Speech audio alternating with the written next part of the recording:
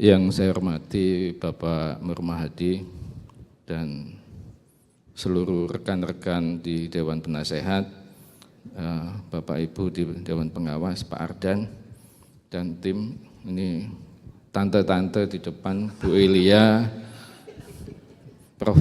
Ilia, Prof. Linda Gani, Bapak Ibu sekalian, adik-adik, Assalamualaikum warahmatullahi wabarakatuh. Selamat pagi dan salam sejahtera. Ini mohon maaf saya merasa salah kostum, tapi kan undangannya ini sebenarnya untuk yang accountant begitu. Nah ini kalau pakai begini nanti yang belakang ini kok kawannya nenek saya gitu, jadi susah ini. Saya menyiapkan presentasi sesuai yang diminta oleh organizer. Ini untuk akuntan muda, jadi kalau yang mungkin sudah tidak muda, mungkin tidak relevan, tapi saya menganjurkan mungkin bisa untuk anaknya, gitu ya. Jadi bisa untuk anaknya gitu. Ini kawan saya Pak Osman juga rambutnya nggak usah dicat putih, Pak. Nah, tenang aja, gitu. Pak Sabtu. Tadi di rumah saya juga udah ditanya, Pak. Ini kok acaranya IAI kok pakai begini? Loh ini untuk yang accountant, saya bilang. Ya jadi kan ya yang sini kelihatannya nggak terlalu muda, tapi sini oke lah gitu ya. Ini sepatunya sama dengan Prof. Nur Mahadi sama. Oh ya, ya sepatu aja gitu. Baik.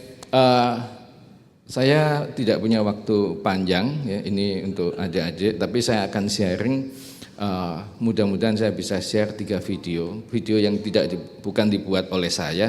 Yang pertama itu tentang perspektif ya, perspektif ke depan, terutama ini untuk adik-adik yang masih muda ya, bagaimana kita menjalani hidup ke depan. Karena yang menurut saya, kalau orang tua Anda ya atau segenerasi saya dan yang lebih senior seperti Bapak Ibu yang di depan ini sebenarnya sudah mulai tidak relevan karena zamannya berubah, kita sendiri sudah tidak bisa mengejar perkembangan zaman itu dengan cepat dan dengan sesuai dengan kebutuhan.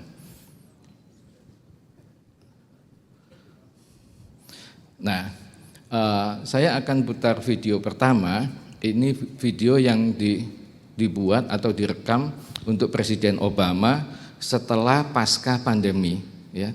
Nah ini untuk generasi muda bagaimana pandangan beliau, memang tentunya ini sebenarnya video yang dibuat untuk anak-anak muda Amerika, tapi saya pikir ini relevansinya sama lah ya, karena di dunia ini sudah global, tidak bordernya sudah hampir tidak ada, terutama untuk profesi-profesi yang menunjang kegiatan-kegiatan usaha seperti profesi akuntan.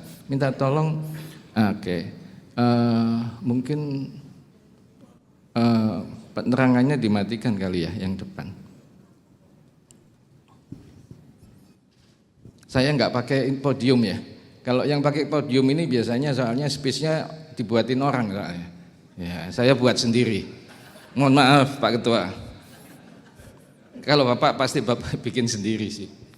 Silahkan diputar. This pandemic has finally torn back the curtain on the idea that so many of the folks in charge know what they're doing.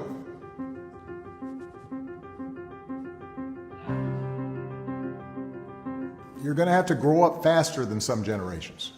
This pandemic has shaken up the status quo and laid bare a lot of our country's deep-seated problems.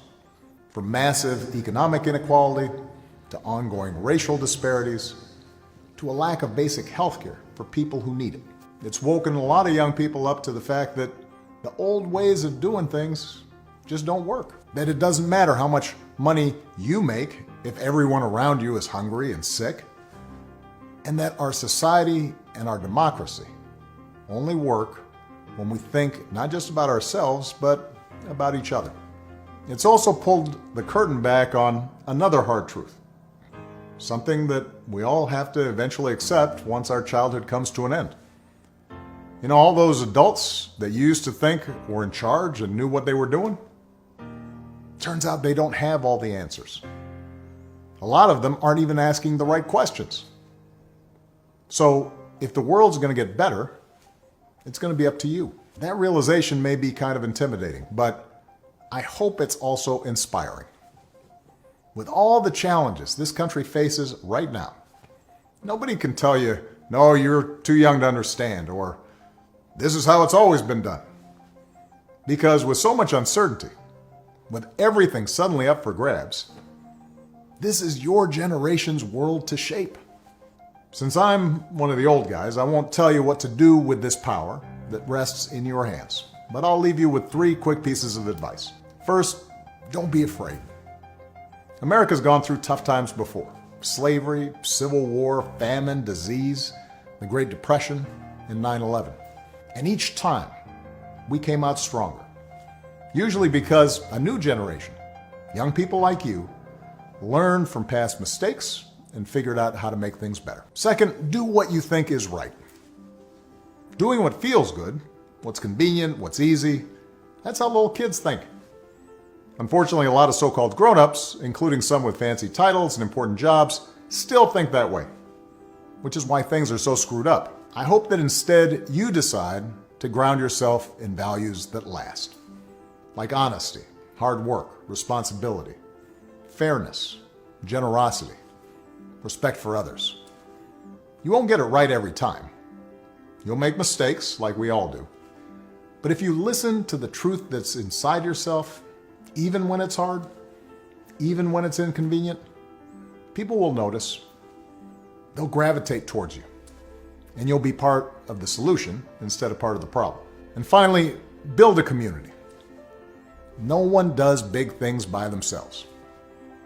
Right now, when people are scared, it's easy to be cynical and say, let me just look out for myself, or my family, or people who look or think or pray like me.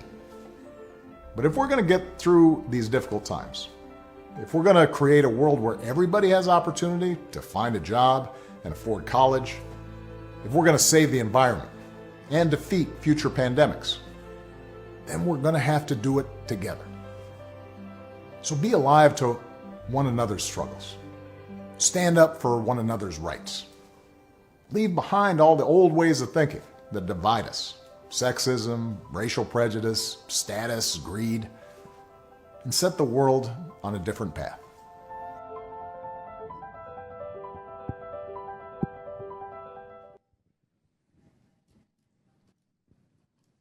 Mungkin kalau untuk yang tua-tua untuk refleksi saya kira ya. Dan ini, tapi sebenarnya saya tujukan untuk adik-adik yang di belakang. Menurut saya ini message yang sangat kuat sekali untuk bagaimana kita menjalani atau mengarungi hidup yang atau perjalanan yang ke depan gitu. Jadi selalu sekarang akuntan ini jargonnya go beyond numbers gitu ya. Kalau saya sih go beyond borders. Sebenarnya kalau belajar mengenai ilmu akuntansi itu yang satu yang menurut saya paling penting adalah menggunakan ilmu logika gitu. Jadi kalau kayak Prof. Linda Gani, saya pikir dulu sejak sekolah itu belajar gitu ya, serius gitu. Saya jarang belajar gitu, karena ya enggak ya gitu. Kalau belajar malah nggak jadi, ya itu persoalannya gitu ya, ya gitu. Nah, kalau saya sangat menganjurkan bahwa adik-adik sekalian ini mulai sekarang, terutama yang masih muda, untuk berpikir bagaimana memanfaatkan ilmu yang Anda punya itu untuk mengabdi kepada hal-hal yang lebih besar. Kalau saran saya, ya kalau Anda bilang dalam bidangnya ya macam-macam gitu ya, macam-macam gitu. Ya, bukan hanya dalam bidangnya aja, bukan hanya catat mencatat, bikin sistem, bikin apa dan sebagainya. Ini kan ya generasi saya gitu ya, generasi yang para senior. Tapi ini mestinya harus lebih dari itu ya. Kalau saran saya ini ya, kalau Prof. Murma gitu ya, akuntan terakhir ketua yang mulia ketua BPK, oke, wajar gitu. Tapi kalau enggak pernah memang, kalau belajar nggak nyampe ketua, iya gitu. Iya, auditor aja. Jadi saran saya, terutama masih sekolah, sarannya Profesor Ilya, jangan terlalu belajar. Nah, ya. Jangan terlalu, ya belajar saja gitu ya. Kayak itu loh, kayak minum obat itu loh, minum seperlunya. Nah, dia belajar seperlunya gitu. Sekali lagi yang saya ingin menganjurkan bahwa ilmu akuntansi itu mengajarkan logika. Ilmu akuntansi itu tidak ada, menurut saya ya, hampir tidak ada yang sifatnya dogma, tidak ada. Ya, kalau Anda nanti bicara dengan para guru Anda yang di teori akuntansi atau di filsafat akuntansi dan keuangan dan sebagainya, ilmu akuntansi itu hampir tidak ada mengajarkan dogma, sama sekali. Ya, yang diajarkan itu adalah logika, termasuk apa yang disebut sustainability. Ya. Kenapa kita harus mencatat itu? Karena tantangan ke depan ini kita 8,5 miliar manusia tinggal di satu rumah yang sama, termasuk kita. Ini rumah ini mau diapakan? Ya. Puluhan tahun yang lalu para akuntan dan para banker itu membantu bagaimana perusahaan itu performance-nya ukurannya adalah uang. Ya. Ukurannya itu adalah keuangan, ukurannya itu moneter. Sekarang tidak lagi. Ya, ukurannya harus lebih besar dari itu. Sama dengan manusia. Kalau uangnya banyak tapi dia sakit, menurut saya gunanya kurang. Gitu. Ya, menurut saya kurang. Kawan saya Pak Osman, kalau dia bisa sekarang performanya seperti anak umur 30, hartanya dikasih semua juga mau. Betul ya Pak ya? Gitu. Performa, saya bilang performa, bukan penampakan, bukan, beda gitu. Nah, ini yang menurut saya penting sekali, bahwa tentang sustainability para senior dan para ahli yang ngurusin filsafat akuntansi dan ngurusin standar ya, Prof. Linda Gani, Prof. Ilya segala macam ini sekarang menyiapkan standar-standar yang akan kita pakai dengan mengadopsi standar-standar dunia. Di kemudian hari menurut saya itu refleksi daripada kinerja keuangan atau kinerja korporasi sekurangnya dan kinerja negara itu juga akan mengandung refleksi daripada bagaimana kita menjaga atau menyelamatkan bumi kita. Mungkin aja satu hari perusahaan tambang yang besar, kalau dihitung dampak kerusakan lingkungan dan sebagainya, bisa aja itu dia akan loss loh, akan rugi dan sebagainya. Nah, ini saya sangat berharap, saya tidak terlalu berharap dengan Prof. Linda Gani karena dia kurang lebih satu generasi dengan saya. Saya sangat berharap dengan Anda, ini nanti Anda membawanya ke depan itu dengan lebih baik, ya, dengan lebih baik. Ya, generasi saya, generasinya Prof. Linda Gani, ini bikin standar sustainability ini sedikit malu-malu, ya, sedikit malu-malu. Ya nanti ini diprotes orang kiri, diprotes orang kanan dan sebagainya. Tapi saya pikir Anda nggak bisa. Ya, mungkin generasi saya ini kan ya 30 tahun lagi kalau masih hidup udah syukur ya. 30 tahun mungkin susah kali ya Prof ya. Mungkin loh ya.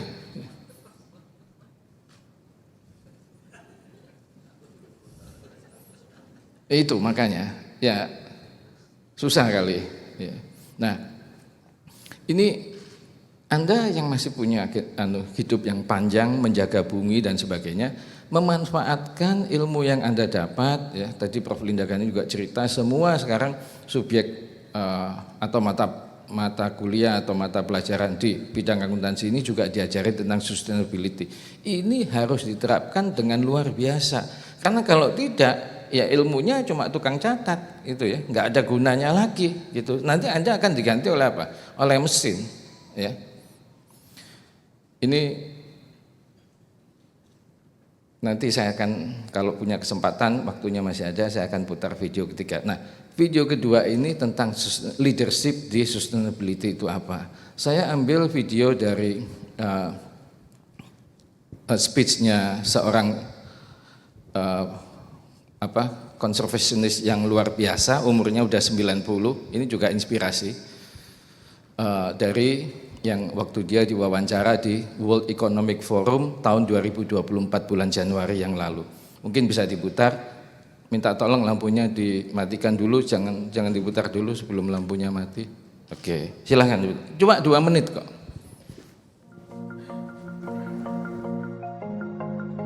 I think nobody should be appointed to decision-making positions if they're not thinking about the future generations. That's what young people can say. If you don't care about climate change, if you don't believe in doing something about it, if you maintain it's just a cycle that we can't have anything to do with, then that person doesn't deserve to be in office. It's like so many of the problems that we face. We really need to think holistically. And of course, we should be worried about the suffering of people. But at the same time, the climate crisis and the loss of biodiversity, because they go absolutely together, we mustn't forget about that. And we have to realize that war is actually having an unbelievable impact on the environment.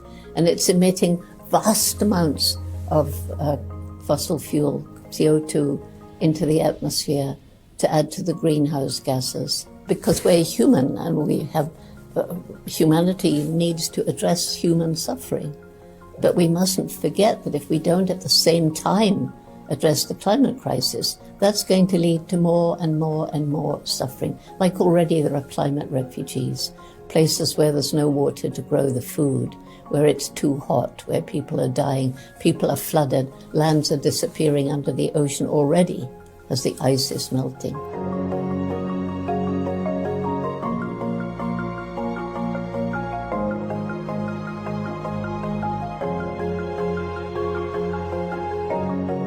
Once young people understand the problem and they are empowered to take action, there's no stopping them. Their enthusiasm, their determination, they start something, it doesn't work, they don't give up, they try again. And this is probably my greatest reason for hope. This intellect of ours makes us more different from other animals than anything else, and we are beginning to come up with solutions, and we're beginning to think about our own environmental footprint. And then there's the resilience of nature. Places we totally destroyed, nature given time will come back. Animals on the brink of extinction can be given another chance. And then finally, there's what I call the indomitable human spirit. People tackle what seems to be impossible and they don't give up. And so often they succeed and they inspire others around them.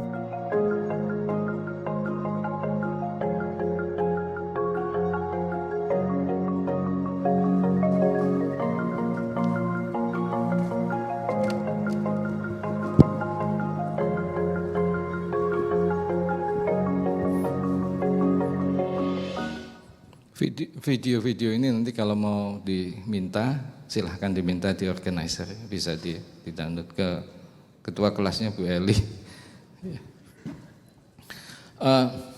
Saya pikir ini video yang sangat strong sekali mestinya ya, mengenai sustainability. Teman-teman, bapak-bapak dan ibu yang di standar akuntansi itu sangat mendorong sekali bagaimana kita mau berusaha di dalam kegiatan-kegiatan kita selanjutnya, baik keilmuan maupun praktis dan sebagainya, ini memasukkan unsur sustainability. Nah, saya sepandangan dengan beliau yang barusan ada di video, itu umurnya 90 Prof, jadi kalau nanti sampai 90 udah tahu kira-kira bentuknya kayak apa. Ya, bentuknya, loh benar kan tadi hampir 90. Bapak belum 90 kan? Belum kan? Jadi ya nanti, nah ini bentuknya udah kayak gitu, oke lah gitu ya. Saya sangat sepandangan bahwa sebenarnya kalau kita sekolah akuntansi itu bisa menjadi pemimpin, ya. Jadi bukan on the sideline, tapi bisa juga on the front line. Nah, frontline leadership ke depan itu seperti yang makanya saya juga mau gitu ya diundang di sini, bahwa kita mendorong adanya sustainability sekurangnya berdasarkan ilmu yang kita punya gitu ya, sekurangnya berdasarkan ilmu yang kita punya. Kalau sekarang ya, kalau misalnya kita saya diskusi gitu dengan semua perusahaan pemilik konsesi tambang batu bara besar di Indonesia, saya tanya kenapa nggak dijual, ya dia bilang valuationnya udah nggak ada, ya. Sekarang valuationnya itu kalau zaman dulu ya, ini 10 tahun yang lalu, ini bukan 20 tahun, 10 tahun yang lalu valuationnya itu kira-kira mungkin bisa 8 kali ya, 10 kali itu EBITDA. Sekarang nggak bisa, ditawar itu cuma 2 kali ya. Jadi dia bilang ya udah ditambang aja sekalian gitu. Nah ini value-nya makin lama makin turun. Kalau kita lihat perkembangan di dunia, misalnya ini nggak usah 20 tahun yang lalu perusahaan terbesar di dunia ya ada Exxon, ada Chevron dan sebagainya. Sekarang udah nggak ada, ya, udah habis. Ya. Nilainya market capitalization-nya Exxon atau ya apalagi PetroChina dan sebagainya. Ini market value cuma 1/10-nya Apple, ya 1/10-nya sekarang Nvidia juga luar biasa dan sebagainya. Ini trennya berubah. Nah, video saya yang terakhir ini bukan video yang saya buat, tidak dibuat oleh Kereta Api Indonesia juga, tapi saya ingin sharing kepada adik-adik juga bahwa salah satu upaya kereta api waktu mulai 15 tahun lalu modernisasi, Prof. Ilya juga dulu memeriksa juga ya, waktu beliau masih di BPK, ini adalah digitalisasi. Digitalisasi ini akan merubah banyak peradaban menurut saya. Kalau dulu terus kerjaannya itu beresin fisik dan sebagainya, nggak akan jadi, sama sekali nggak akan jadi. Waktu saya masuk kereta api, penumpang kereta api itu awal 2009 itu 183 juta. Waktu saya pergi dari kereta api itu hampir 300 juta. Tapi pegawainya cuma tambah 300. Ya, dari 24.700 jadi 25.000. Kenapa servicesnya hampir 2 kali lipat? Angkutan barangnya dari 14 juta mungkin jadi waktu saya pergi udah 40 juta, ya, hampir 3 kali. Kenapa? Karena waktu saya masuk saya udah bilang yang bisa dikerjakan oleh mesin tidak boleh dikerjakan oleh manusia. Nah, ini tren ini akan terus.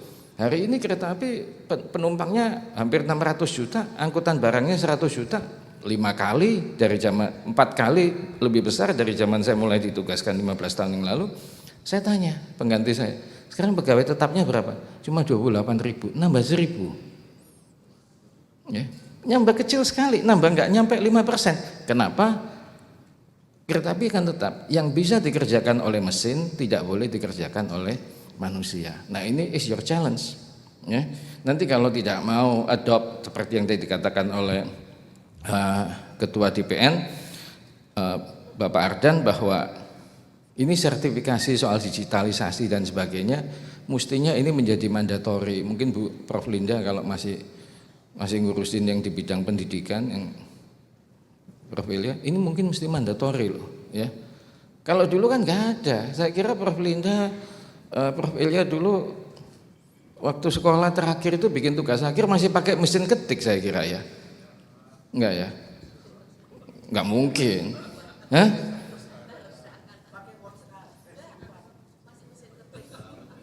Enggak mungkin.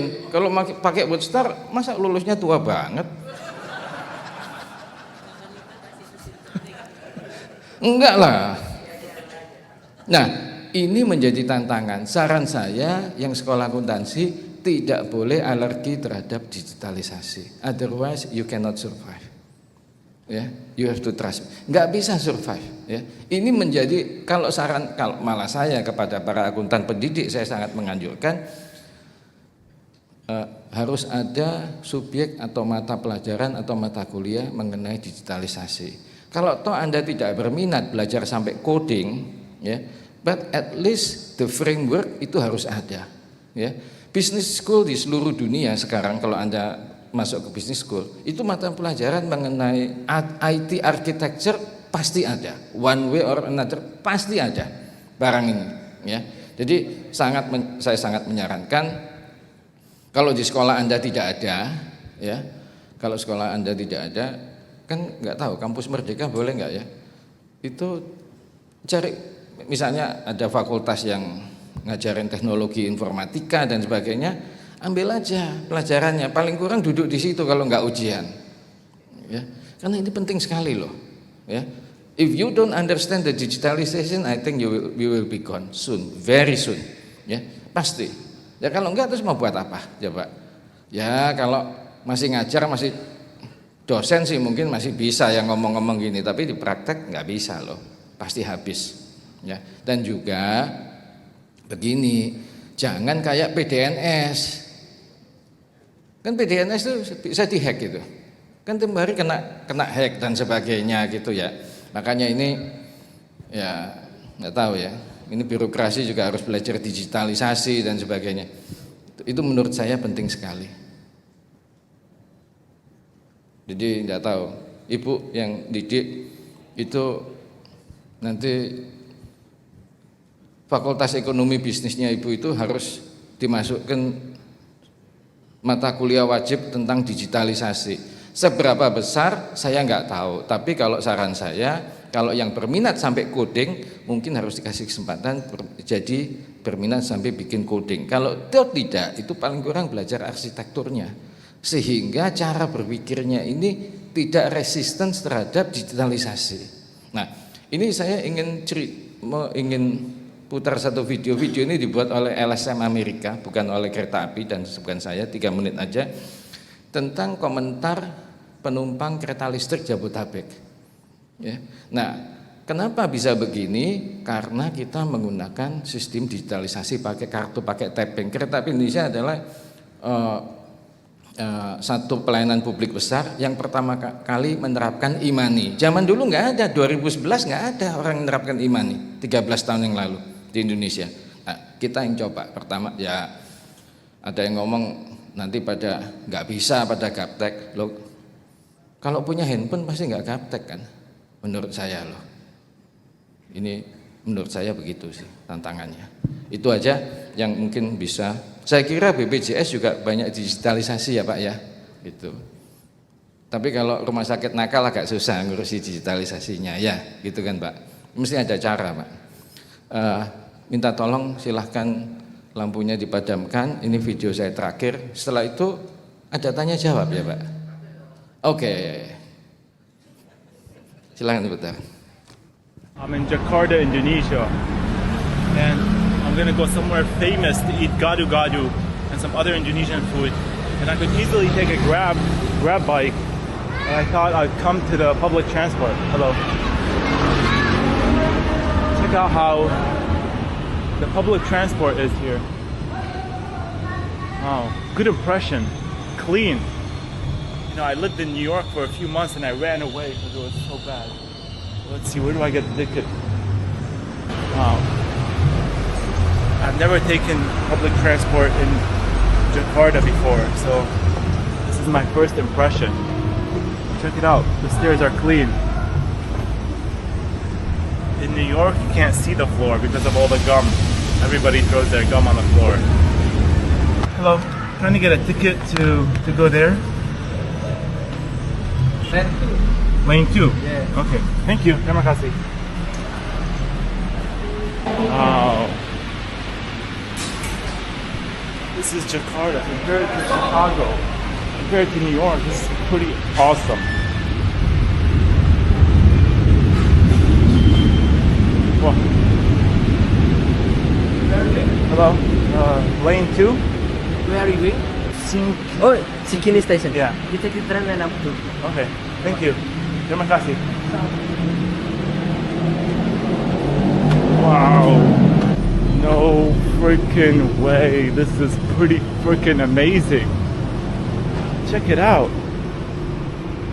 I don't see any rats. You go on the New York station, you gotta watch out where there's fecal matter, rat fecal matter, human fecal matter, human pee, and then rats. They might touch your leg. And I'm not saying there's no rats in Jakarta. There's no rats here in the train station. I mean subway station. You don't have to worry about pee. Oh, yeah. We'll see how it is inside though. Are there gonna be homeless people everywhere like New York?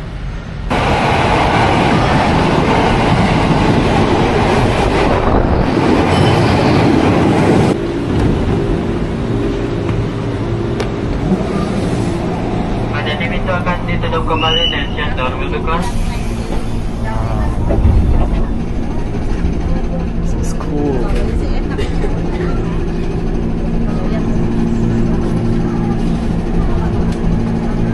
Doesn't smell like New York. Yeah. Pretty clean. Nobody, no homeless people, no smelly people. This is amazing. Assalamualaikum warahmatullahi wabarakatuh. Saya Irjen Pondok Rosanindo SIK SNU. Stasiun berikutnya Juanda, next station Juanda. Check it out, you got people of all ages, kids, teenagers, adults. Hello. You don't see kids on the subway in New York. Let's check it out some more. Can you Juanda. Ada go? di pintu akan dibuka tension door will.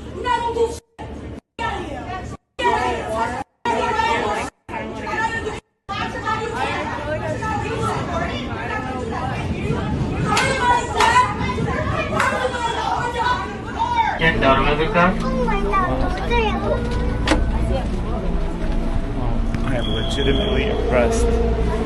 Wow. Hi.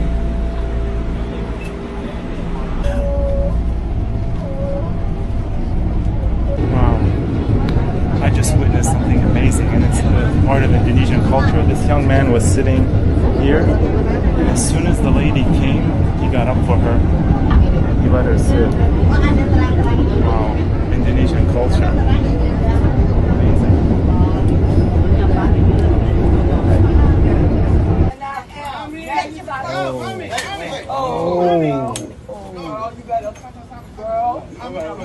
Break your shield. What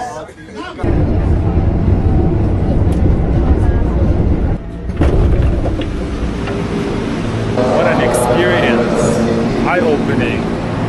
I'm not trying to say America is bad. We got amazing people. It's just sad to see the government is not investing in anything. Check it out. Check it out. It's like all normal, civilized people. No? When I went to Chicago, when I was in law school in Chicago, I was there for like a couple of years, and multiple times I would get out of the subway because you can't take a taxi there. You can go broke. Get out of the subway, and I'd have to deal with like some guy following me. I'm like a big, scary guy, you know?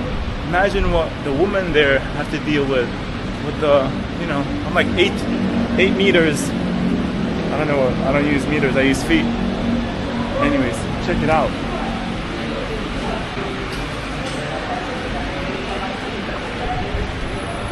Wow! Public toilets. No.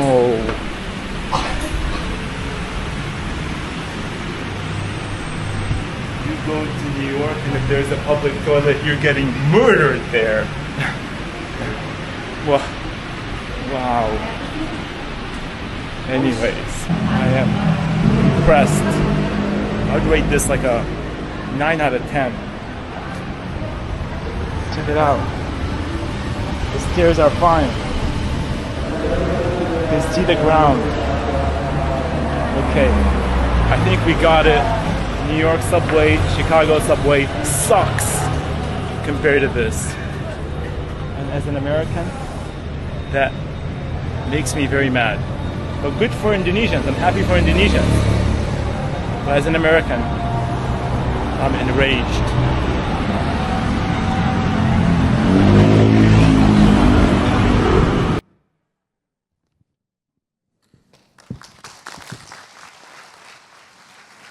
Terima kasih. Nah, sebelum saya tanya jawab, tadi beliau baru mengucapkan selamat ke saya. Jadi gini, ini agak lucu ini, bro. Mulai awal tahun ini saya juga menjadi wakil ketua Majelis Wali Amanat Institut Teknologi Bandung. Jadi akuntan bisa gitu. Jadi memang agak unik ini. Dan begini, sejak 3 bulan yang lalu sampai kami selesai dibentuk panitia untuk pemilihan rektor ITB, dan saya adalah ketua panitia pemilihan rektor ITB yang barusan selesai pada tanggal 28 November 2024. Jadi 4 hari yang lalu gitu. Jadi bisa Pak Osman gitu. Ya, jadi akuntan jadi ketua panitia pemilihan rektor ITB gitu. Nah, jangan lucu ini.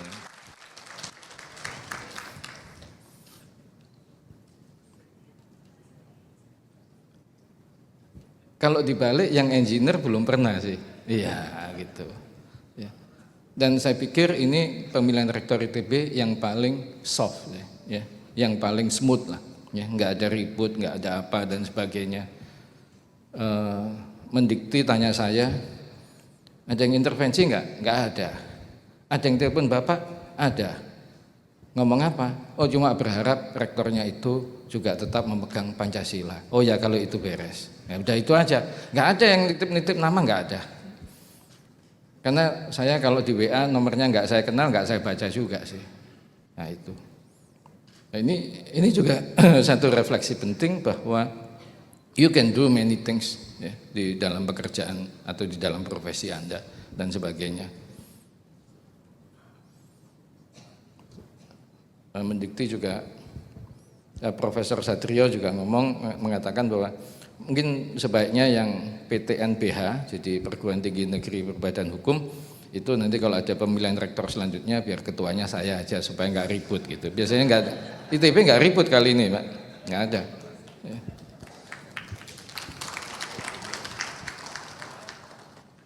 Itu aja, mungkin kalau ada yang mau tanya jawab, ada moderatornya nggak? Oh langsung, oke. Silahkan, ada yang mau bertanya kepada Pak Jonan, teman-teman mahasiswa, Ibu dan Bapak sekalian? Iya, ada Bapak di sana.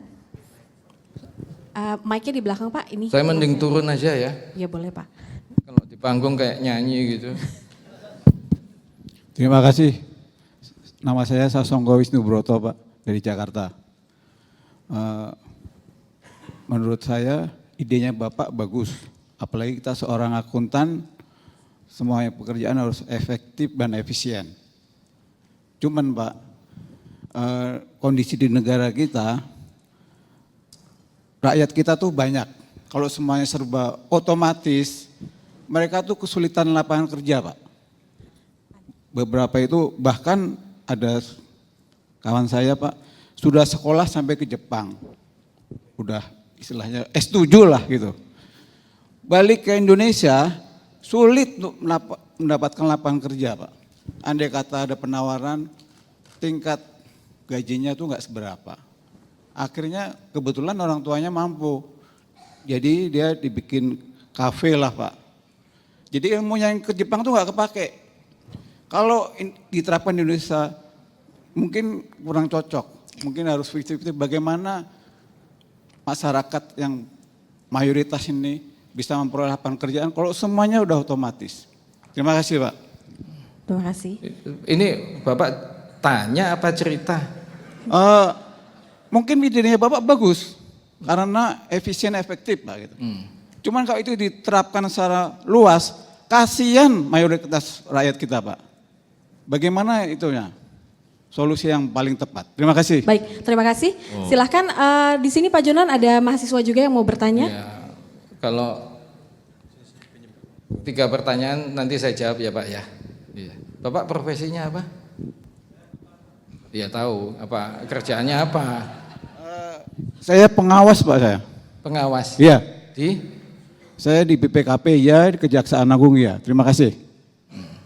Oh di komisi pengawas Pak. Saya kalau ngawasin dari A sampai Z, dari Aceh sampai Papua Pak. Saya kenyang Pak ngawasin, apalagi yang ngawasin para koruptor. Terima kasih. Oh dari BPKP. Oke. Ya, selamat pagi Bapak. Saya mau bertanya perihal tadi yang Bapak sampaikan tentang penggunaan e-money. Oh, perkenalan dulu ya. Perkenalkan, nama saya Nabila dari Presiden University. Saya mau bertanya perihal yang tadi Bapak singgung penggunaan imani itu pertama kali kan dari KAI ya. Menurut Bapak seberapa besar dan apa aja dampak dalam penerapan imani dalam efisiensi pencatatan keuangan di KAI itu tersendiri? Nah, terima kasih. Oke, satu lagi. Ya, sebelum Bapak mungkin ada teman-teman mahasiswa atau cukup? Ya, ini. Satu dulu ya Pak ya, habis ini baru ke sana. Silakan. Oke, terima kasih Pak. Perkenalkan nama saya Ramazaki dari Presiden University juga. Kebetulan saya mau cerita tadi malam saya pas banget buka Instagram postingannya tentang Bapak nih, tentang leadership Bapak yang katanya sangat-sangat bagus. Jadi saya sangat bersyukur bisa ketemu Bapak pada hari ini, nggak sia-sia saya jauh-jauh dari Cikarang. Jadi pertanyaan saya, menurut Bapak untuk gaya kepemimpinan apa nih yang cocok buat generasi-generasi muda kayak saya nih yang menghadapi era-era sustainability and transformasi digital Pak? Itu pertanyaan saya, terima kasih. Oke. 3 dulu ya. Oke, ini Bapak tadi namanya siapa? Siapa? Sasongko. Gini, komentar Bapak ini relevan. Jadi besok kalau Bapak Presiden ke sini, Bapak tanyakan hal yang sama. Ya, karena itu tugas beliau. Nah, saya tidak akan menjawab karena itu bukan porsi saya. Gitu. Yang saya selalu jelaskan bahwa saya selalu percaya yang bisa diganti pakai mesin itu tidak usah dikerjakan oleh manusia. India 1,4 miliar orang, salah satu digitalisasi terbesar India yang atau di dunia yang ada itu salah satunya adalah India. Ya, dan mereka push mati-matian soal digitalisasi. Tiongkok juga sama. Ya. Tiongkok itu 1,4 miliar orang, both countries. Ya, kalau Bapak bilang Indonesia banyak orang, ya mereka 4 kali lipat loh. Ya, and both of them, ya berdua ini they compete on the digitalization itu mati-matian lawan Barat, ya, lawan Amerika dan sebagainya. Kalau kita lihat sekarang microchips lah dan sebagainya digitalisasi, dua negara ini luar biasa kalau dibanding kita jauh Pak. Ya, kalau kita lihat Alipay itu coba binatang aja nggak pakai kalau di Cina. Ya. Nah itu buktinya bagaimana? Gitu. Nah ini makanya satu perspektif bahwa saya selalu percaya digitalisasi ini harus jalan. Mengenai employment, ya it's not my job. Besok kalau Bapak Presiden datang, nah boleh ditanyakan, gitu. Menjawab ya? Ya, makasih. Yang kedua tadi begini, ini pertanyaannya yang kedua tadi bagus sih ya. Begini ya, kalau dengan menggunakan imani itu jadi kalau kayak di kereta api ya, mereka sudah menerapkan SAP itu end to end. Jadi semua supply chain-nya, SAP-nya itu sudah diterapkan end to end.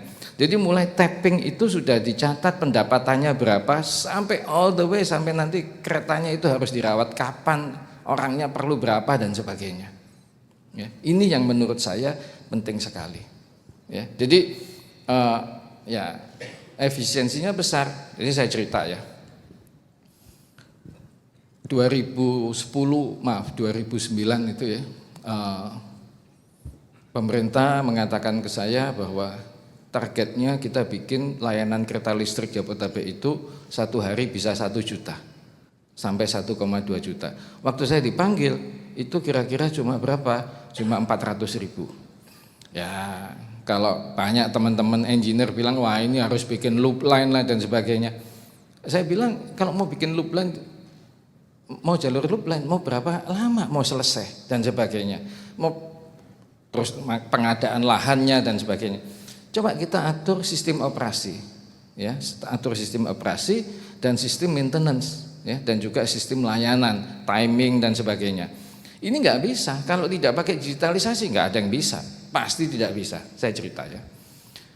Waktu saya ditugaskan kereta api awal, itu perjalanan kereta api satu hari itu 1.200, makanya berantakan.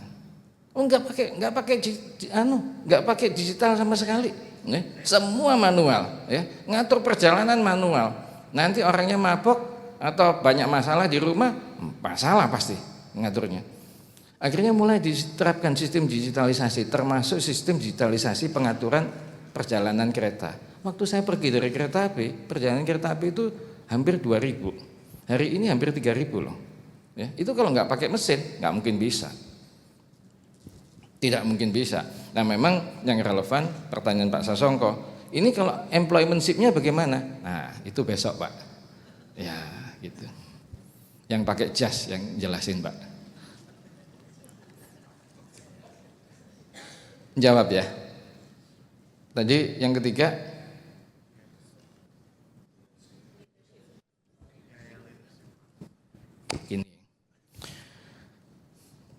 Ini soal sustainability kan. Ya. Kalau saran saya ginilah, mulai dari diri sendiri. Kepemimpinan itu yang paling mudah itu harus mulai dari diri sendiri. Apalagi ini sesuatu hal yang baru. Jadi ngasih contohnya itu dari diri sendiri gitu. Jadi jangan ya nggak tahu ya teman-teman mestinya yang kelakuntan sih mau push tentang sustainability ya di dalam laporan dan sebagainya ya we have to start from ourselves ya harus mulainya dari diri sendiri ya nggak tahu kalau bisa beli motornya motor listrik gitu misalnya begitu ya kalau orang bilang loh Pak tapi listriknya sebagian dari batu bara paling kurang emisi gas buang atau CO2 dari atau natrium oksida ya sulfur itu bisa dilokalisir di lokasi pembangkitnya. Kalau Anda naik motor pakai BBM ya kemana-mana polusinya. Ya start from yourself ya mulai dari diri sendiri. Kalau saran saya kan itu tanyanya. Nah itu ya jadi mulainya dari diri sendiri gitu kalau mau mengenai sustainability. Misalnya lagi tidak makan sirip ikan hiu gitu. Kan ini soal lingkungan. Betul kan? Ya. Itu yang ditanya apa bukan? Ya. Terus apa lagi yang ditanya?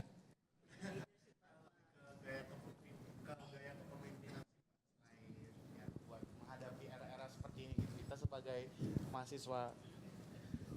Mungkin Bapak bisa kasih lebih ke gaya kepemimpinan apa yang harus kita adopsi gitu sebagai anak muda nih yang menghadapi era digital transformation and sustainability.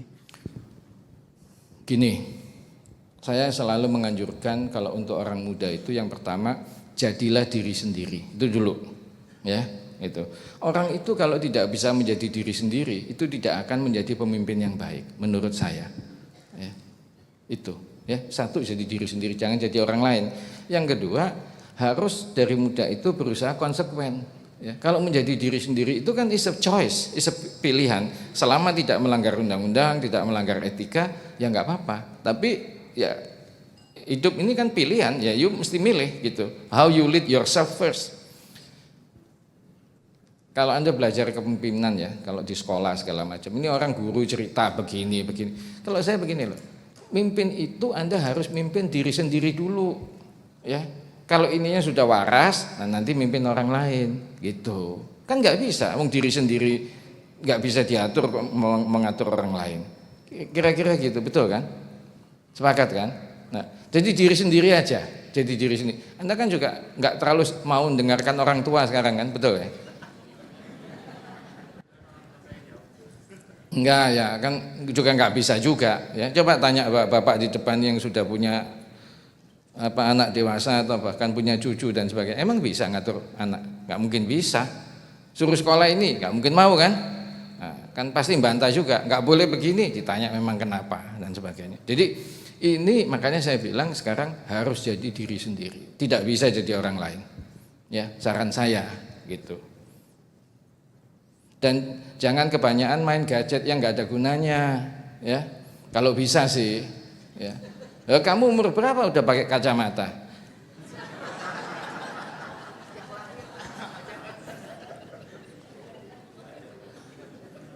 Saya aja belum pakai kacamata. Kebanyakan nonton film bokep pasti ya di handphone.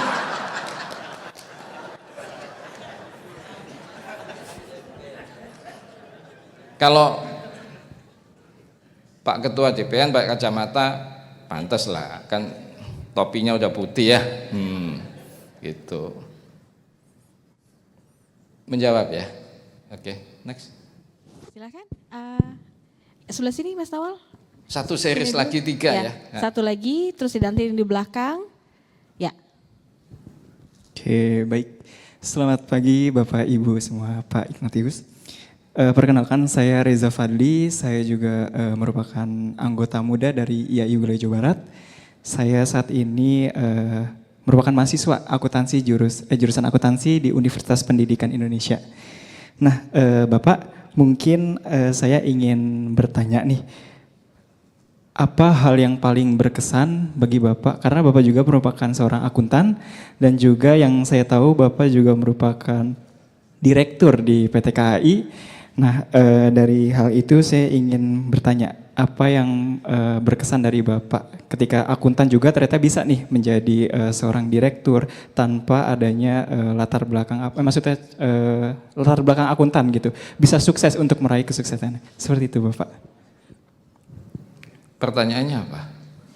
Iya, pertanyaannya terkait kesan Bapak atau apa yang melatar belakangi Bapak untuk bisa terjun langsung di ketika menjadi seorang akuntan, bisa menjadi direktur atau yang tadi menjadi yang di direktur rektor yang ITB ya Pak ya?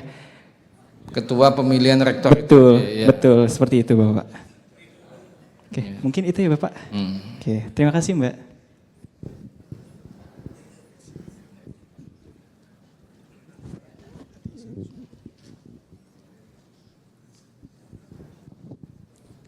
Baik, terima kasih. Selamat pagi Pak dan Bapak Ibu semuanya. Saya Vivian dari Pradita University. Saya mau bertanya, menurut Bapak bagaimana dengan peluang pekerjaan akuntan di Indonesia sekarang dengan adanya perkembangan AI yang semakin melejit? Terima kasih Pak.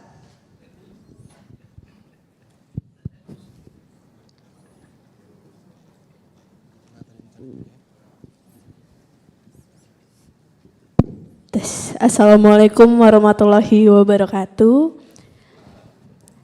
Saya izin bertanya Pak, sebelumnya nama saya Iyana dari Universitas Negeri Jakarta. Jadi tadi Bapak sudah berbicara soal digitalisasi, big data dan blockchain sebagainya. Jadi pertanyaan saya lebih ke meminta advice. Menurut Bapak apa keterampilan yang perlu dimiliki khususnya untuk akuntan generasi muda untuk menghadapi tantangan di zaman digitalisasi ini seperti blockchain dan lain-lain yang tetap relevan juga dengan tema kita hari ini untuk bisa melihat dari sekedar angka, mengingat perubahan teknologi semakin cepat gitu Pak. Terima kasih. Oke, ini dua penanya terakhir saya jawab dulu ya sebelum tadi yang dari UPI ya. Ini pertanyaannya relevan dengan pertanyaan Pak Sasongko tadi ya. Ini begini ya, dalam sejarah yang dicatat, dalam sejarah manusia, tidak ada manusia yang bisa merubah zaman, nobody. Ya, mulai Iskandar Agung sampai ke sini, nggak ada. Ya, Napoleon coba juga nggak bisa. Ya, Adolf Hitler coba juga nggak ada yang bisa. Mao Zedong juga nyoba nggak ada yang bisa.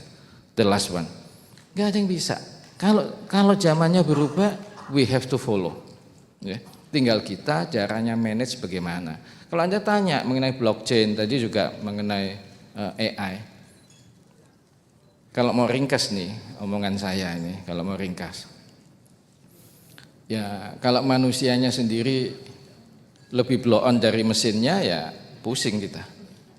Ya, tapi kita kan value-nya banyak. Mesin itu nggak punya perasaan, nggak punya, logiknya punya, ya, logiknya punya. Tapi perasaan pasti nggak punya, ya. Konseptual itu belum tentu. Ya, sekarang katanya AI-nya bisa makin lama makin pinter gitu ya dan sebagainya. We have to do something else, ya. Yang makanya tadi saya bilang ini terutama akuntan pendidik harus memasukkan ya paling kurang itu tentang ilmu digitalisasi, ya. Paling kurang itu belajar arsitektur digitalisasi sekurangnya, ya. Kalau mau belajar coding, ya. Kalau mau nih, ya. Sebenarnya kalau sekolah akuntansi kalau belajar coding mestinya bisa kok. Ya, mestinya loh ya. Kan tidak alergi terhadap hal-hal yang sifatnya logik, ya. Nah, ini menjadi tantangan besar bagi semua masyarakat, bagi semua kelompok masyarakat atau terutama di negara-negara yang berkembang dan jumlah penduduknya masih tumbuh dan sebagainya. Nah, kalau Anda tanya, ini nanti akuntan bagaimana gitu ya. Ya, akuntannya itu nanti hanya akan involve di policy, ya, di kebijakan, ya, di praktis yang baru dan sebagainya. Sisanya mesin semua pasti mesin semua. Coba tanya Pak Sasongko. Dulu zaman beliau muda ngauditnya, waduh, working papernya satu begini kan, betul. Sekarang nggak pakai, bawa laptop paling, atau mungkin tablet malah kalau levelnya beliau, iya. Nah, nobody, ya. Sebenarnya pertanyaan beliau ini besok aja ditanyakan kalau Bapak Presiden hadir. Semua juga bilang, sekarang di Indonesia itu kelas menengahnya jumlahnya makin kecil, makin turun, ya. Karena kesempatan kerja yang beliau bilang itu betul, is disappearing, ya. Mulai hilang, diganti sebagian pakai mesin dan sebagainya. Lah ini we missed, ya. Menurut saya kita itu ketinggalan, ya.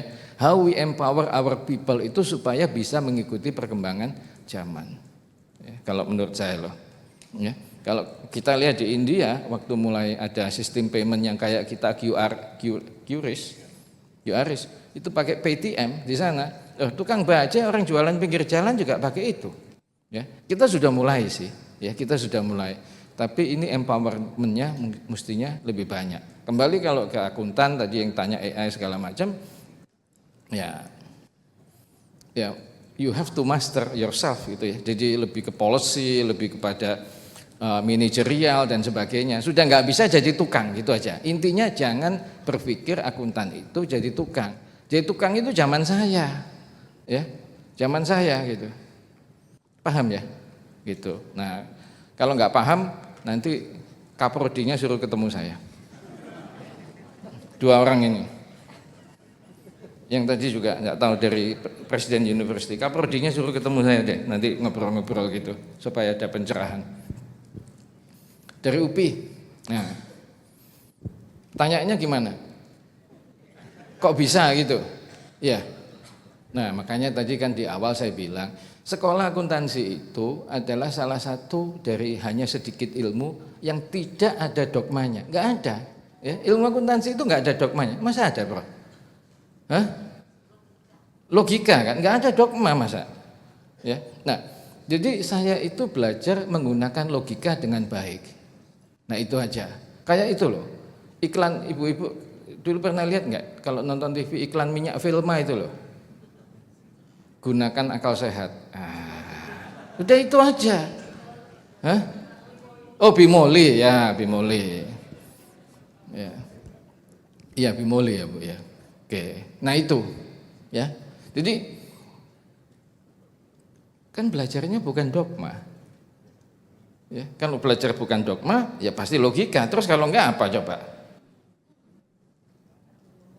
Anda jurusan akuntansi? Iya. Saya ambil jurusan akuntansi itu karena saya malas belajar. Iya benar. Lah kan pakai logika aja. Itu. Nah kalau Anda bilang, loh kok ini bisa di kereta api ya macam-macam, di perhubungan mungkin 34 menteri perhubungan sampai hari ini mungkin yang 25 mungkin yang akuntan cuma saya loh gitu ya. Tapi ya ini harus menggunakan akal sehat, kan belajarnya logik. Menjawab ya. Ya gitu. Jadi coba belajar berpikir logik. Tapi kalau jatuh cinta tidak logik. Ya. Itu beda. Ya Bu ya.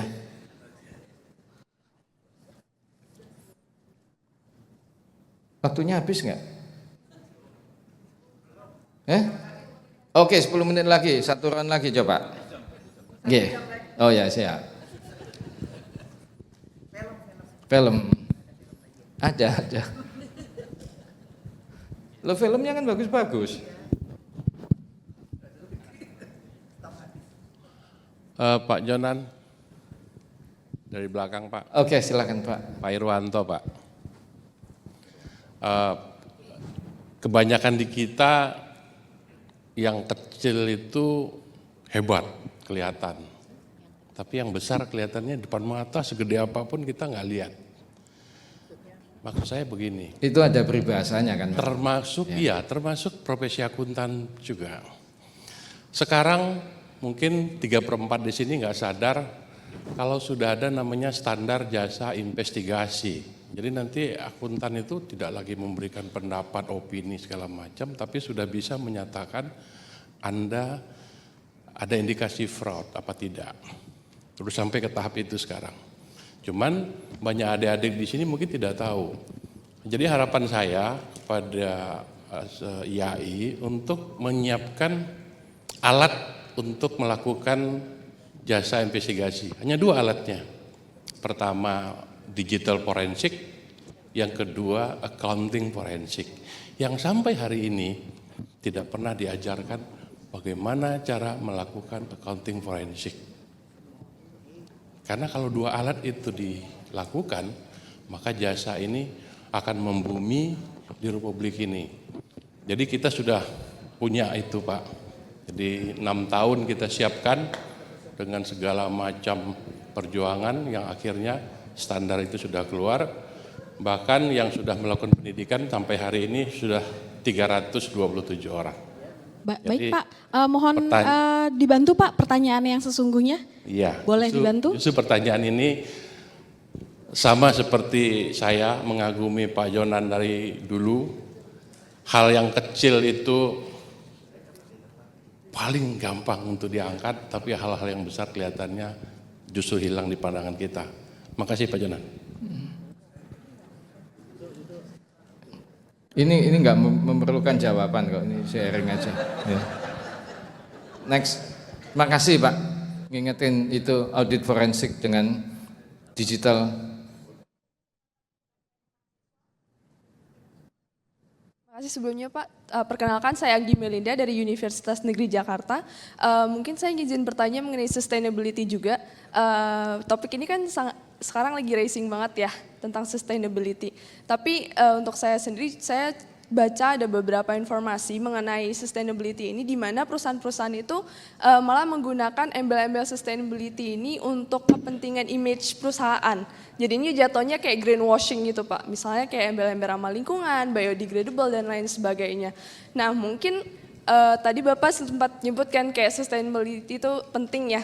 Dan mungkin saya salah atau kurang update, tapi setahu saya untuk sustainability reporting sendiri itu standarnya masih belum ini ya Pak, belum terlalu tetap gitu. Nah, dan di situ juga masih banyak digunain oleh perusahaan untuk kayak greenwashing tadi itu. Mungkin menurut Bapak nih, selain sustainability reporting, apakah sustainability audit juga penting untuk menemani ini sebagai pasangannya Pak? Mungkin seperti itu pertanyaannya, terima kasih. One more, nanti saya jawab. Satu lagi.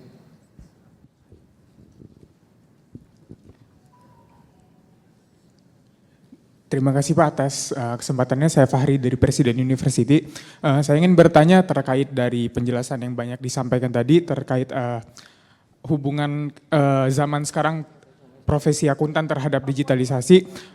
Saya ingin bertanya, ketika era digitalisasi itu datang, nge-face kita sebagai akuntan, apakah nanti itu bakalan ada adaptasi dari standar kurikulum kita dari segi perkuliahan, kayak misal dari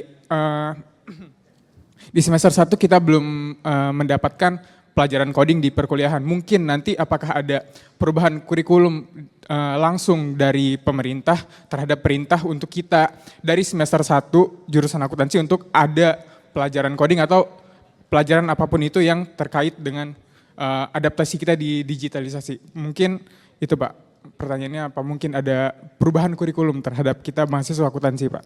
Terima kasih. Iya, Ini pertanyaan Anda sama dengan penanya tadi yang pertama, bahwa mengenai audit forensik dan juga digital auditing ya. Ini saya pikir perlu Pak, jadi yang Bapak tadi kemukakan ini dan Anda juga relevan. Mestinya hal-hal begini ini ya, itu dimasukkan di mata kuliah, di subjek mata kuliah dari awal. Karena beliau juga mengatakan, loh ini nggak pernah dibahas, ya, nggak pernah dijadikan bidang subjek subbagian daripada keilmuan sendiri, yang menurut saya harus dilakukan, karena itu tidak bisa hanya dikerjakan oleh mesin, seperti yang Pak Sasongko bilang, nggak bisa.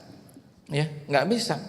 Kalau mau audit forensik harus ada manusianya. Kalau nggak mungkin bisa, nggak ada robot yang bisa sih. Ya, full AI nggak mungkin bisa, nggak jalan sih. Saya nggak pernah lihat satu sih. Ya, itu. Ya, jadi yang ini ilmunya harus dijalankan, ya, atau harus diajarkan gitu seperti yang tadi beliau bilang. Tapi ya saya nggak tahu ini yang kecil besar saya nggak ngikuti. Tapi the issue adalah seperti Anda bilang, ya paling kurang. Ya mestinya kalau saya seusia Anda, saya pasti belajar coding. Ya, saya belajar coding pasti. Pekerjaan iseng saya sekarang ya, pekerjaan iseng saya itu saya komisaris utama PT Anabatik Technologies Tbk. Ini IT services, hardware, software, system. Ya, nggak besar sih. Ya, size-nya kira-kira hampir 3 kali IBM Indonesia lah. Ya. Saya ngerti sih, ya, arsitektur IT segala macam, ngerti sih, ya, termasuk kayak misalnya hacking sistem, cyber risk segala macam, paham. Saya belajar dari mana? Saya belajar sendiri, karena dulu nggak diajarin. Nah, sama seperti beliau tadi bilang, yang mengenai audit forensik, ya, terus IT based audit dan juga digital forensik audit dan sebagainya, ini mesti diajarkan, sudah mulai diajarkan dan trennya sudah geser, ya, trennya sudah geser. Kan sekarang kalau dosen ngajar itu yang bikin T-chart, bikin apa segala macam, ini kan dipelajarin sendiri, ya. Dia di kelas cuma ngajar yang hal-hal yang prinsip aja, menurut saya loh, ya. Saya udah nggak pernah sekolah sih, dulu jarang masuk, sekarang nggak pernah sekolah lah, ini agak beda, gitu. Mungkin menjawab ya. Kalau saya jadi Anda, saya sekolah hal lain. Saya masuk sekolah, kalau bisa masuk teknologi informatika. Sekolah 2 nggak apa-apa kan? Boleh kan? Iya, gitu. Mumpung belum pakai kacamata. Nah. Belum itu. Masih muda pakai kacamata. Salah lihat itu. Anda tadi ya, yang tanya sustainability, apa yang Anda katakan itu betul, menurut saya sangat betul, ya. Sekarang itu sustainability report sebagai bagian daripada laporan tahunan, apalagi yang TBK, menurut saya ini standarnya, ya kalau Prof Linda tadi bilang sedang dibuat gitu, ya. Jadi yang sinyalemen yang Anda duga itu betul, kalau menurut saya juga, ya, menurut saya juga. Saya komisaris 2 perusahaan TBK, kalau membaca ya saya bilang, ya ini yang review siapa gitu ya, yang periksa siapa. Di kemudian hari pasti ada, ya, proses assurance, ya, proses assurance untuk meyakinkan bahwa yang dibuat itu betul. Ya kalau Anda tanya saya sekarang, Pak, sekarang bagaimana? Ya sekarang mungkin beginilah, ya form over substance lah, gitu, ya. Nah ini kan mau dibuat substance over form, kira-kira begitu. Tapi kalau dibuat itu, mesti runding itu pasti. Dengan capital markets, dengan regulator, dengan OJK dan sebagainya. Kita ini sukanya berunding, ya gitu. Nggak suka berbuat tapi suka berunding. Ya Pak Sasongko ya, benar kan? Nah yang dirundingkan ini hal yang tidak penting lagi. Nah ini juga pusing gitu. Ini tapi sinyalemen Anda betul. Sinyalemen Anda sangat betul. Tapi ya kalau coba ya nanti lihat ya, annual report sama sustainability report global companies ya. Ya, top global companies lah. Misalnya top 50 lah ya. Baik market cap. Coba lihat. Anda juga kalau sungguh-sungguh bacanya juga pasti ini, wah ini setengah substance setengah form ini ya. Siapa yang meriksa dan sebagainya. Menurut saya sih. Gitu.